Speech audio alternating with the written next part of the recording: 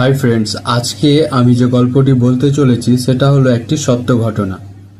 একটা অচেনা দেশ যেখানে শুধু বরফ আর বরফ। আকাশ থেকে অবিরাম তুষারপাত ঝরছে, চারিদিকে সাদা চাদরে ঢাকা দুনিয়া। এই তুষার দেশে বেড়াতে এসেছে তিন বন্ধু, সুমন, নয়ন আর সৌরভ। তাদের উদ্দেশ্য শুধু আনন্দ করা, একটু নিঃশ্বাস নেওয়া আর স্কেটিং করছে, হাসছে, মজা করছে। কিন্তু হঠাৎই শুরু হলো এক ভয়ঙ্কর অধ্যায়। আপচে পড়ল একটি ঝড়। আকাশ ঘন কালো হয়ে গেল, হাওয়া তীব্র হতে লাগলো। তুষারের ঝড়ে চোখে মুখে কিছু দেখা যাচ্ছে না। বন্ধুরা একে অপরকে ডাকতে লাগলো, কিন্তু ঝড়ের চাপে তারা একে অপর থেকে আলাদা হয়ে গেল। সুমন ভয় আর তুষারের মাঝে পথ খুঁজতে খুঁজতে হঠাৎ পা পিছলে পড়ে গেল বরফের এক গভীর ফাঁকে, একটা গুহার মতো জায়গায়। তীব্র ব্যথায় জ্ঞান হারিয়ে ফেলল। কিছুক্ষণ পর যখন চেতনা ফিরে এলো, চারপাশে বরফের দেওয়াল, আলো নেই, শব্দ নেই।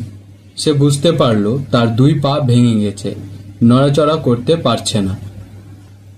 সুমন চিৎকার করতে লাগলো আর তার সঙ্গীদের জোরে জোরে আওয়াজ দিয়ে ডাকতে লাগলো। কেউ শুনতে পাচ্ছে না। আর বাইরের ঝড়ে সেই আওয়াজ মিলিয়ে গেল। হাত দিয়ে বরফ সরিয়ে সে বেরোতে চেষ্টা করলো, কিন্তু প্রতিবার ব্যর্থ হলো। শরীর ক্লান্ত, ক্ষুধা, পিপাসা আর ব্যথায় অচেতন হয়ে যাচ্ছিল। তবুও মনে মনে বলল, সে হাল ছাড়বে না, তাকে বাঁচতেই হবে, তাকে ফিরতেই হবে।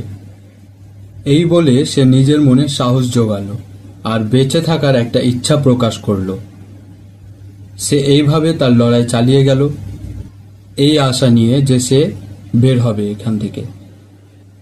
কিন্তু এইভাবে একদিন কেটে গেল। ব্যথা, যন্ত্রণা আর বরফের ঠান্ডায় সে পুরো রাত কাটালো। দ্বিতীয় দিন বরফ আরো জমে গেছে, শরীর জমে যাচ্ছে ঠান্ডায়। তবুও সুমন হাত দিয়ে বরফ সরাতে লাগলো। হাতে রক্তে ভরে গেল, ব্যথা অসহ্য হচ্ছিল, তবুও সে থামল না।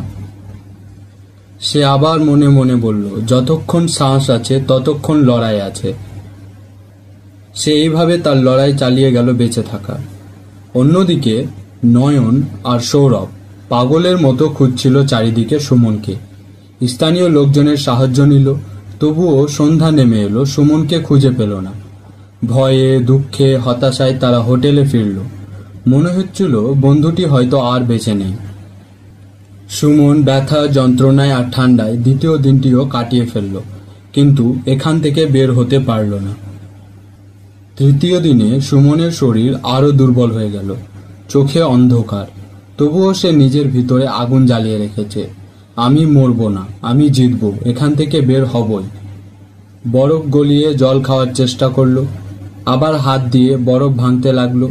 বারবার ব্যর্থ হলেও আবার চেষ্টা করলো, কারণ সে জানতো জীবন মানে চেষ্টা, লড়াই, হাল না ছাড়া। তাই সুমন বেঁচে থাকার লড়াইটা চালিয়ে গেল। এইভাবে তৃতীয় দিনের হাফ বেলা অর্থাৎ দুপুর বেলাটাও কেটে গেল। আর ঠিক তখনই সুমন একটি আওয়াজ শুনতে পেল। এই আওয়াজ ছিল রেস্কিউ টিমের। তখন সুমন জোরে জোরে চিৎকার করে ডাকতে লাগলো, হেল্প, হেল্প বলে। তখন সেই রেস্কিউ টিম দৌড়ে এসে বরফ সরিয়ে সুমনকে বের করল। তখন সে অর্ধমৃত অবস্থায়, কিন্তু চোখে অদম্য আলো। নয়ন আর সৌরভ ছুটে এসে তাকে জড়িয়ে ধরল এবং তারা যেন কাঁদতে শুরু করলো। তারা ভেবেছিল হয়তো সুমনকে আর পাওয়া যাবে না, কিন্তু সুমনকে পেয়ে তারা যেন এক আনন্দে নিজেকে হারিয়ে ফেলল। তাদের এই খুশিটা যেন চোখের জলের মাধ্যমে বয়ে এলো। এভাবে সুমন তার বেঁচে থাকার লড়াইয়ে জিতল আর সুমন বেঁচে গেল। শরীর ভাঙা, ক্ষত বিক্ষত, তবুও মুখে একটা শান্ত হাসি।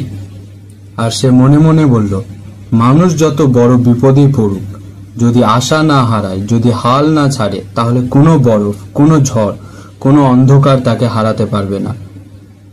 সো ফ্রেন্ডস, এই ছিল সুমনের গল্প, যা আমাদের শেখায় কখনো হাল ছেড়ে দিও না। যতবার পড়বে ততবার উঠো, আশা থাকলেই জীবন আছে। গল্পটি ভালো লাগলে অবশ্যই একটি লাইক করুন, আর এরকম আরো গল্প পেতে আমাদের চ্যানেলটি সাবস্ক্রাইব করুন।